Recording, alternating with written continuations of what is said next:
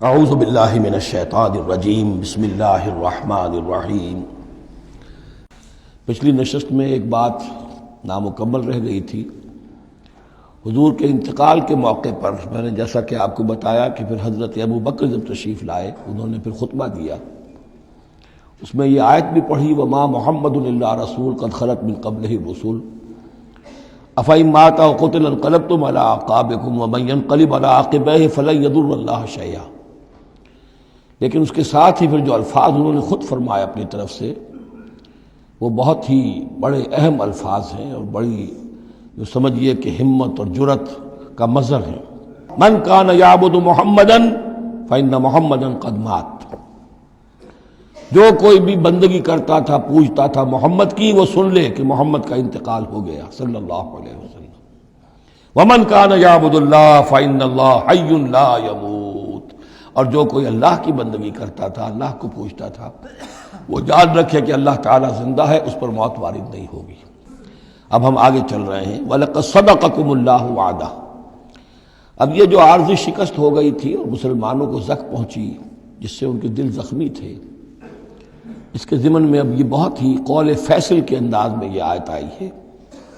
وَلَقَدْ صَدَقَكُمُ اللَّهُ وَعْدَهُ۔ دیکھو مسلمانوں، تم ہم سے کوئی شکایت نہیں کر سکتے، اللہ نے تم سے اپنا وعدہ پورا کر دیا تھا۔ استحسونہم بإذنہ، جبکہ تم انہیں قتل کر رہے تھے اللہ کے حکم سے، تہتے کر رہے تھے، فتح ہو گئی تھی، ہمارا وعدہ پورا تھا۔ حتی اذا فشلتم وتنازعتم فی الامر وعصیتم من بعد ما اراکم ما تحبون، یہاں تک کہ جب تم ڈھیلے پڑے، یہاں ڈھیلے کا ترجمہ کچھ اور بھی کیا گیا ہے، میرے نزدیک تم نے ڈسپلن کو ڈھیلا کیا۔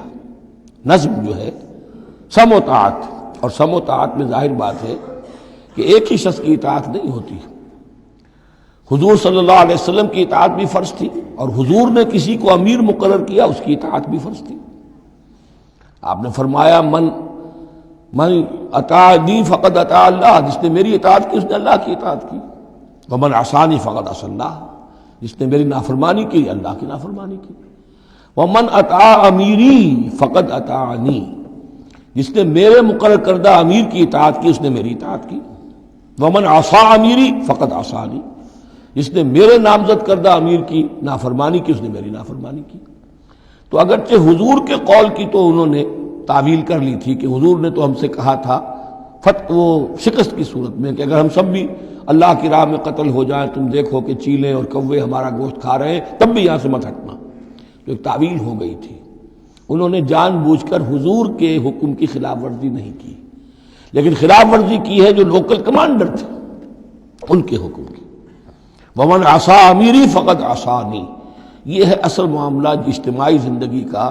جب تک ڈسپلن جماعت نہ ہو، سم و طاعت جو ہے کسا ہوا نہ ہو، نظم جو ہے پورا نہ ہو، اب وہ درجہ بدرجہ ہوگا۔ فوج کا ایک سپہ سالار ہے، لیکن پوری فوج میں پھر کوئی داہنا بازو ہے، میسرہ ہے، میمنہ ہے، قلب ہے، پیچھے ہے، ہراول دستہ ہے، ہر ایک کا ایک کمانڈر ہے۔ اب وہاں پر یہ کہ اگر ان کے جو بھی احکام ہیں ان سے سرتابی ہوگی تو وہ فوج جو ہے پھر جو اس کا انجام ہوگا وہ آپ کو معلوم ہے۔ تو نظم تو ہے ایک جماعت کے اندر درجہ بدرجہ جو بھی نظام سم و طاعت ہے اس کے پورے کی پابندی کرنا۔ حتی اذا فشلتم، جب تم ڈھیلے پڑ گئے، وتنازعتم فی الامر، اور امر میں تم نے جھگڑا کیا، وعصیتم من بعد ما اراکم ما تحبون، اور تم نے نافرمانی کی اس کے بعد کہ تم نے وہ چیز دیکھ لی جو تمہیں محبوب ہے۔ میری تعویل اس آیت کے بارے میں یہ ہے، اور بعض علماء نے تو خیر اس کو بہت پسند کیا ہے، بعض نے جو صحابہ کرام سے اتنا قلبی لگاؤ نہیں رکھتے انہوں نے کہا یہ خام خواہ کو صحابہ کی وکالت کرتے ہیں۔ میرا یہاں پہ موقف یہ ہے کہ بعد ما اراکم ما تحبون سے مراد مال غنیمت نہیں ہے، اس لیے کہ مال غنیمت کی تقسیم کا قاعدہ جو ہے غزوہ بدر کے بعد ہو چکا تھا، چاہے کوئی شخص کچھ جمع کرے نہ کرے برابر کا حصہ اسے ملے گا۔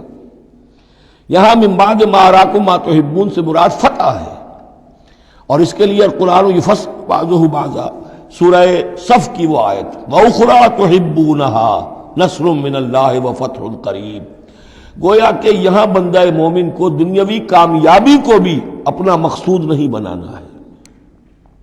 کامیابی کسے پسند نہیں ہے؟ مقصود نہیں، مقصود ہے اللہ کی رضا جوئی اور اپنا فرض ادا کرنا، مقصود یہ رہے۔ باقی کامیابی ہو ناکامی ہو جو کچھ بھی ہو اللہ کی مرضی ہے، اللہ کی حکمت ہے، اللہ کب فتح لانا چاہتا ہے وہ بہتر جانتا ہے۔ تو یہاں من بعد ما اراکم ما تحبون اکثر نے یہ سمجھا ہے کہ اس سے مراد ہے مال غنیمت کی طلب میں وہ وہاں پہرا چھوڑ کر چلے گئے۔ میرے نزدیک یہ بات صحیح نہیں ہے، یہاں پر ما تحبون سے مراد فتح ہے۔ وَلَقَدْ صَدَقَكُمُ اللَّهُ وَعْدَهُ إِذْ تَحُسُّونَهُم بِإِذْنِهِ حَتَّىٰ إِذَا فَشِلْتُمْ وَتَنَازَعْتُمْ فِي الْأَمْرِ وَعَصَيْتُم مِّن بَعْدِ مَا أَرَاكُم مَّا تُحِبُّونَ مِنكُم مَّن يُرِيدُ الدُّنْيَا، تم میں سے وہ بھی ہیں جو دنیا چاہتے ہیں، دنیا میں کامیابی ہو جائے، ہمارا بول بالا ہو جائے، حکومت ہماری قائم ہو جائے۔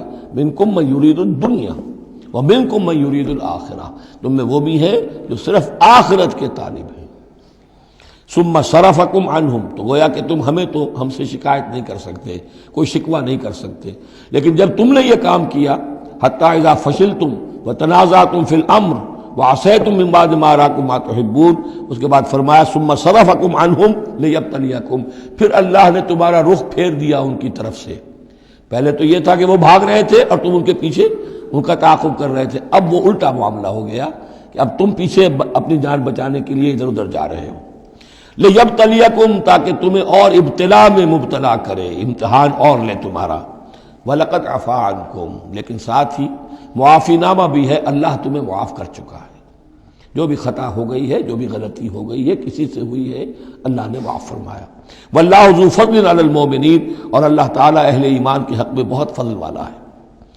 اِذْ تُصْعِدُونَ وَلَا تَلْوُونَ عَلَىٰ أَحَدٍ، جبکہ تم چڑھے جا رہے تھے پہاڑ پر، کوہ احد پر جان بچانے کے لیے، وَلَا تَلْوُونَ عَلَىٰ أَحَدٍ، اور پھر کسی کی طرف مڑ کر نہیں دیکھ رہے تھے، وَالرَّسُولُ يَدْعُوكُمْ فِي أُخْرَاكُمْ، اور رسول صلی اللہ علیہ وسلم پکار رہے تھے تمہیں تمہارے پیچھے سے۔ بھگدڑ جب بچ جاتی ہے تو صورت یہ ہو جاتی ہے۔ حضور کے گرد تو آ گیا تھا، نرغہ کر لیا گیا تھا، اور یہ کہ بعض صحابہ نے اپنے جسموں کو ڈھال کا کام، یعنی ڈھال کے طور پر استعمال کیا ہے، تب حضور صلی اللہ علیہ وسلم کو وہ بچانے میں کامیاب ہوئے ہیں۔ ویسے تو بچانے والا اللہ ہے، لیکن جو وسائل دنیاوی ہیں اس کے اعتبار سے۔ فَأَصَابَكُمْ غَمًّا بِغَمٍّ لِكَيْ لَا تَحْزَنُوا عَلَىٰ مَا فَاتَكُمْ، پھر اللہ تم پر غم کے بعد غم مسلسل ڈالتا رہا تاکہ تم غمگین نہ ہوا کرو اس پر کہ جو تم سے تمہارے ہاتھ سے جاتا رہے، وَلَا مَا أَصَابَكُمْ، اور نہ اس تکلیف پر جو تم پر پڑے۔ یعنی رنج سے خوگر ہوا انسان تو مٹ جاتا ہے رنج۔ آدمی کو اگر کبھی اتفاقاً ہی کوئی رنج ہوتا ہو ایک، تو وہ رنج کا اثر بہت رہے گا، لیکن جب یہ ہے کہ پے بپے رنج آ رہے ہوں، اور سب سے بڑا رنج جو آیا وہ حضور کے انتقال کی خبر جب اڑ گئی، تو اپنے تن بدن کا تو ہوش ہی نہیں رہا کہ کسی کو کیا زخم لگا ہوا ہے، اور خود اس کا کوئی بازو کٹا ہوا ہے۔ اس طریقے سے اللہ تعالیٰ نے ان کے جو اس وقت کی کیفیت تھی اس میں ایک تخفیف پیدا کر دی۔ واللہ خبیر بما تعملون، اور اللہ تعالیٰ باخبر ہے اس سے جو تم کر رہے تھے۔ صدق اللہ العظیم۔